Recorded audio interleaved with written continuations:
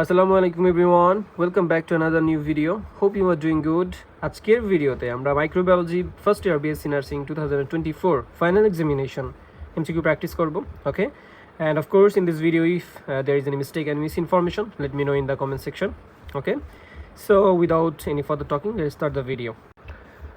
University of Dhaka first year BSc Nursing final examination December 2003 held in June 2024. Subject Fundamental of Nursing 1 paper 2 microbiology. So firstly আমরা প্রথমে শিখব হচ্ছে multiple choice question, দেন আমরা শিখব হচ্ছে best অ্যান্সারগুলো। ওকে, so প্রথম কোশ্চেন কি বলতেছে দেখো, antimicrobial drugs that inhibit cell wall synthesis, মানে অ্যান্টিমাইক্রোবিয়াল ড্রাগস যেটা হচ্ছে ইনহ্যাবিট করে সেল ওয়াল সিনথেসিসকে ইনহ্যাবিট করে, যেমন হচ্ছে পেনিসিলিন, তারপর হচ্ছে সেফালোস্পোরিন, এই দুইটা হচ্ছে তোমার কি ইনহ্যাবিট করে। ওকে, পরের কোশ্চেন কি বলছে, regarding hepatitis B virus. Hepatitis B virus হচ্ছে একটা ডিএনএ ভাইরাস, আমরা সবাই জানি। Can be prevent by vaccine, অবশ্যই হেপাটাইটিস বি ভাইরাসের ভ্যাকসিন রয়েছে। অলসো সেক্সুয়াল ট্রান্সমিশন হয়, এটা আমরা সকলেই জানি। ক্যান কজ ক্যান্সার, অবশ্যই প্রাইমারি লিভার ক্যান্সার করে, হ্যাঁ, হেপাটাইটিস বি ভাইরাসটা। Cell of acquired immunity, acquired immunity cell কী আছে আমরা জানি। অ্যাকোয়ার্ড ইমিউনিটি সেল আছে, ইনাট ইমিউনিটি সেল আছে। ইনাট ইমিউনিটি সেল হচ্ছে এনকে সেল, নিউট্রোফিল, ম্যাক্রোফেজ, এগুলো হচ্ছে ইনাট ইমিউনিটি। আর অ্যাকোয়ার্ডের মধ্যে হচ্ছে T cell and B cell. ওকে,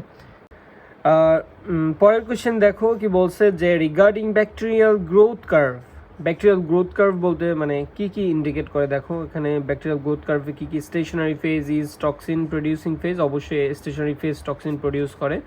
তারপরে হচ্ছে তোমার কি log phase is antibiotic resistant phase, no. Say in decline phase organisms grow in size, no. Decline ফেজে কোনো কিছুই হয় না, আমরা জানি ডিক্লাইন ফেজে শুধুমাত্র ডেথ হয়, ব্যাকটেরিয়াল ডেথ হয় হচ্ছে তোমার ডিক্লাইন ফেজে। Cell division occur in lock phase, হ্যাঁ অবশ্যই cell division occur in lock phase.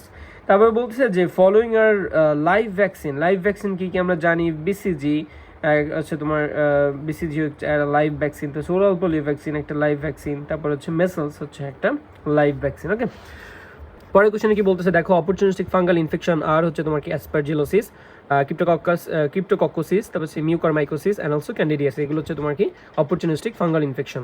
তারপরে বলতেছে যে এসেনশিয়াল কম্পোনেন্টস অফ ব্যাকটেরিয়াম, ব্যাকটেরিয়ার এসেনশিয়াল কম্পোনেন্ট কী কী আছে। মেসোজোম আছে, তারপর হচ্ছে রাইবোজোম আছে, ক্রোমোজোম আছে, মাইক্রোটিবিউলস, এগুলো কিন্তু না, হ্যাঁ এগুলো হচ্ছে এসেনশিয়াল কম্পোনেন্ট নাম। তারপরে বলতেছে যে দেখো, তারপরে বলছে নন ল্যাকটোজ ফার্মেন্টিং ব্যাকটেরিয়া, নন ল্যাকটোজ ফার্মেন্টিং ব্যাকটেরিয়া সাধারণত হচ্ছে গ্রাম নেগেটিভ ব্যাকটেরিয়া, যেমন হচ্ছে সালমোনেলা স্পাইসিস, শিজেলা স্পাইসিস, হ্যাঁ, তারপর হচ্ছে সিউডোমোনাস স্পাইসিস। তারপরে কি বলতেছে যে রিগার্ডিং লিশম্যানিয়া ডোনোফানি, লিশম্যানিয়া ডোনোফানি হচ্ছে প্রোটোজোন প্যারাসাইট, হ্যাঁ। যেমন দেখো এখানে বলতেছে যে লিশম্যানিয়া ডোনোফানি কোনগুলো, হ্যাঁ এগুলো হচ্ছে যেমন হচ্ছে কন্টেইন হচ্ছে নিটোপ্লাস্ট, তারপর হচ্ছে তোমার কি ট্রান্সমিটেড বাই সানফ্লাই, অবশ্যই, হ্যাঁ। তারপর হচ্ছে তোমার কি invade cells and retro endothelial system, তারপর হচ্ছে suppression of cell mediated immunity, এই চারটাই ট্রু হবে। তারপর কি বলছে যে রিগার্ডিং পলিও ভাইরাস হচ্ছে তোমার কি কজ পলিওমাইলাইটিস, আমরা সকলে জানি পলিও ভাইরাস হচ্ছে পলিওমাইলাইটিস করে। তারপর পলিও ভাইরাস কি ডিএনএ ভাইরাস, নো, এটা আরএনএ ভাইরাস। ইনভেলপ, নন এনভেলপ। তারপর ফিক ওরাল ট্রান্সমিশনের মাধ্যমে এটা ট্রান্সমিট হয়। তারপর হচ্ছে ভ্যাকসিন অ্যাভেলেবল, অবশ্যই পলিও ভাইরাসের ভ্যাকসিন, আমরা জানি পলিও ভ্যাকসিন রয়েছে, তাই না।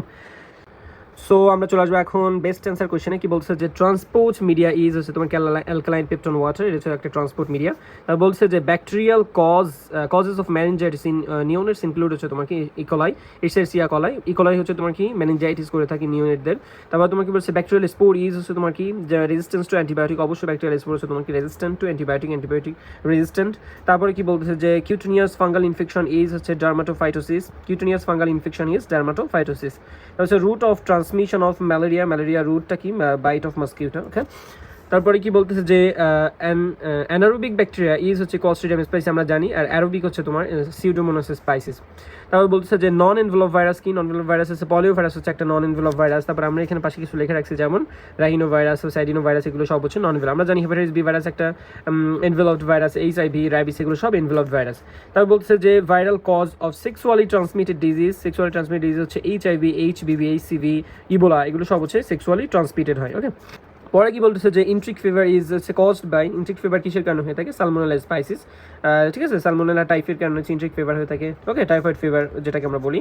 তারপরে বলতেছে যে এক্সোটক্সিন মিডিয়েটেড ব্যাকটেরিয়াল ডিজিজ হচ্ছে anthrax. Thank you so much for watching the video.